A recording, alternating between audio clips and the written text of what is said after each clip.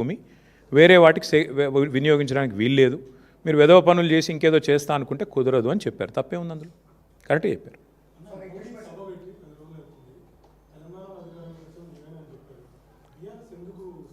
ఏం చెప్పారు ఆయన? ఏం చెప్పలేదు కదా పాపం. ఏం చెప్పారు ఆయన? బంగారం కొనొద్దు అన్నాడు. మేము బంగారం కొనే బ్యాచ్ కాదు, మాకు ఏం చెప్తాం ఆయనకు? సరే ఆయన ఏం చెప్పాడు? ఏదో పెట్రోల్ డీజిల్ తక్కువ వాడమన్నాడు. ఇక ఆయననేమో విదేశాలు తిరుగుతాడు, మనం తక్కువ వాడమన్నాడు. ప్రైవేట్ జెట్ వేసుకొని ఆయన తిరుగుతాడు. ఇక ఇంకేదేదో చెప్పిండు, ఒక 3-4 ముచ్చట్లు. ఏమంటారు? కలిసే ఉన్నారు. కలిసి వచ్చాడు ఏంది బ్రదర్? వాళ్ళిద్దరు ఎప్పటి నుంచో కలిసి ఉన్నారు. ఇప్పుడు నేను అడుగుతున్నా బ్రదర్, వాళ్ళు కలిసి లేని, కొత్తగా కలిసేది ఏముంది? రేవంత్ రెడ్డి బీజేపీతోని కలిసే ఉన్నారు కదా. ఆర్ఆర్ ట్యాక్స్ అని ప్రధానమంత్రి గారు ఏప్రిల్ 2024లో ఇక్కడ బహిరంగ సభ పెట్టి చెప్పారు. ఆర్ఆర్ ట్యాక్స్ వసూలు అవుతుంది అన్నారు. 2 ఏళ్ళు అయిపోయింది. ఇప్పుడు ఆ మనిషిని మళ్ళీ నాతో రా అంటున్నాడు. దాని అర్థమైంది అంటే 2 ఏళ్ళు నువ్వు వసూలు చేస్తున్నాయని నాకు తెలుసు, నువ్వు చేసే దొంగ పనులన్నీ నాకు తెలుసు, కానీ నాతో కలిసి వస్తే అన్నీ మాఫ్ అవుతాయి. వాషింగ్ మెషిన్, వాషింగ్ పౌడరా ఇది అంటారు చూడు, వాషింగ్ పౌడర్ నిర్మాణం ఏదో వాషింగ్ మెషిన్, అట్లా నేను చూసుకుంటా బిడ్డ, నువ్వు రా అని అడిగాడు. కొత్తగా వచ్చేదేముంది? చూడరాదు, ఎన్ని ఎగ్జాంపుల్స్ ఉన్నాయి, 100 ఉన్నాయి. హైదరాబాద్ సెంట్రల్ యూనివర్సిటీలో 10,000 కోట్ల కుంభకోణం జరిగిందని నేను చెప్పడం కాదు, సుప్రీంకోర్టు అపాయింట్ చేసిన సెంట్రల్ ఎంపవర్డ్ కమిటీ చెప్పింది. ఎవరికి? నాకు చెప్పలా, కేంద్ర ప్రభుత్వానికి నివేదించింది. మీరు యాక్షన్ తీసుకోండి అని చెప్పింది. ఎందుకు తీసుకోవట్లేదు మోడీ గారు? ఎందుకు ఇంత దయ రేవంత్ రెడ్డి గారి మీద? కలిసి లేకపోతే ఇదంతా ఎందుకు జరుగుతుంది? పొంగులేటి శ్రీనివాసరెడ్డి గారి ఇంటి మీదే ఈడీ రైడ్ అవుతుంది. 2 మెషిన్లు పోతాయి, నోట్లు కౌంట్ చేసే మెషిన్లు 2 పోతాయి. ఇప్పుడు అయిపోయి కూడా 18 నెలలు అయిపోయింది రైడ్ అయ్యి. ఈడీ నోరు విప్పదు, మంత్రి గారు నోరు విప్పరు, పలుకే బంగారం అయింది. దీని అర్థమైంది? దీని భావం ఏంది? ఇద్దరు కలిసి లేకపోతే అమిత్ షా గారు వచ్చి తెలంగాణ ఏటీఎంగా మారిపోయింది ఏఐసీసీకి అంటాడు, కానీ ఏం యాక్షన్ ఉండదు. దొంగలు పట్టుకోవాల్సిన హోంమంత్రి అలాగే ఇక్కడ చూస్తున్నారు కదా మీరు. ముఖ్యమంత్రి గారి బావమరిదికేమో కేంద్ర ప్రభుత్వ స్కీమ్లో కాంట్రాక్టులు వస్తాయి, కేంద్రంలో ఉండే బీజేపీ ఎంపీలకు రాష్ట్రంలో కాంట్రాక్టులు వస్తాయి. ఇది ఎన్నడూ చూడలేదు తెలంగాణలో, ఫస్ట్ టైం చూస్తున్నాం. దీని అర్థం ఏంది? ఎంత సుదృఢమైన బంధం ఇద్దరిది. కొత్తగా కలిసేదేముంది? ఇద్దరు కలిసే ఉన్నారు, తోడు దొంగలు పక్క, అందులో అనుమానం కూడా అక్కర్లేదు మీకు.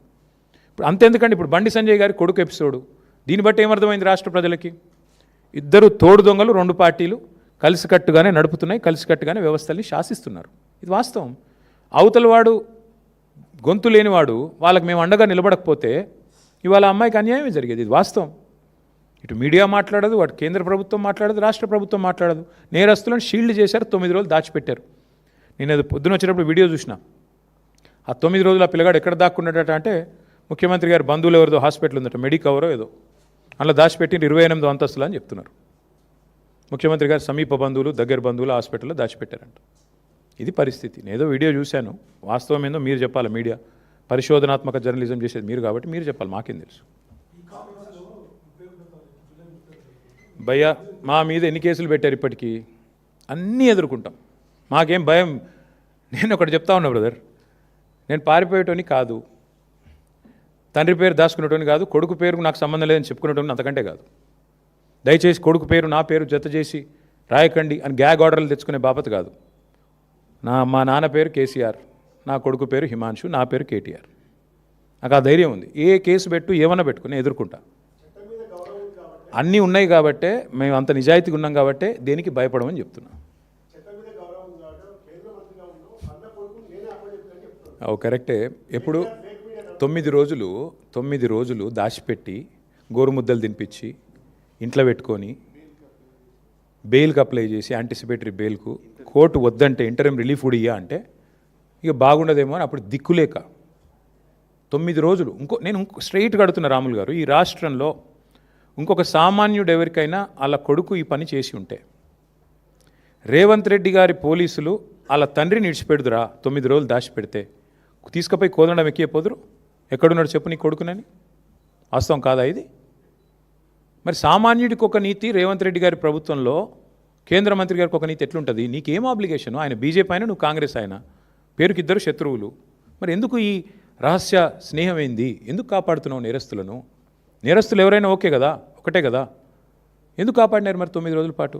చివరికి దిక్కులేక కోర్టులో రిలీఫ్ లేకపోతే, కోర్టు ద్వారా మీరేదో ప్రయత్నం చేసి చివరికి కోర్టులో రిలీఫ్ రాకపోతే ప్రజల ఒత్తిడి పెరిగి ప్రజా సంఘాలు పేట్ బషీరాబాద్ పోలీస్ స్టేషన్ ముంగట ధర్నాలు చేసే పరిస్థితి వస్తే మా మహిళా సోదరిమణులు మొత్తం పోయి అంబేద్కర్ కాడ పోయి ధర్నా చేస్తే దిగి రాక తప్పని ఒక అనివార్య పరిస్థితి రెండు పార్టీల బొండిగా పట్టుకుంటే అప్పుడు బీజేపీ కాంగ్రెస్ దిగి రాక తప్పని అనివార్య పరిస్థితుల్లో సరెండర్ అయిందా అరెస్ట్ అయిందా నాకు తెలియదు, వాళ్ళిద్దరు తెలుసుకోవాలి. అది మాకు బండి సంజయ్ గారితో మాకేం వ్యక్తిగత పంచాయతీ లేదండి, నాకు ఆయనతో ఎప్పుడూ లేదు. కలిస్తే ఎప్పుడైనా ఎదురుగా మాట్లాడినాను తప్ప నేను ఎప్పుడూ అగౌరవంతో వ్యవహారం చేయలేదు. ఆయనే పనికిమాలిన మాటలు మాట్లాడిండు, ఆయననే మా తల్లిదండ్రులను ఉద్దేశించి అగౌరవంగా మాట్లాడిండు. నేను అయినా కూడా మాట తూలలేదు, ఈరోజు కూడా తూలట్లేదు. నేరస్తుడు ఎవరైనా నేరస్తుడు అనేది మా సిద్ధాంతం, అంతకంటే ఏం లేదు. అంటే అందరూ అనుకుంటున్నారేమో కాంగ్రెస్ కంటే కాక్రోచ్ బెటర్ అనుకుంటారేమో, నాకేం తెలుసు. ప్రధాన ప్రతిపక్షం దేశంలో ఫెయిల్ అయింది కాబట్టి కాంగ్రెస్ కంటే కాక్రోచ్ బెటర్ అనుకుంటారో ఏందో మరి, కావచ్చు. क्या बोलो फिर बाद में नहीं पूछेंगे ना आप? अरे अलग अलग कहाँ करोगे यार, बहुत लोग हैं वहाँ पे.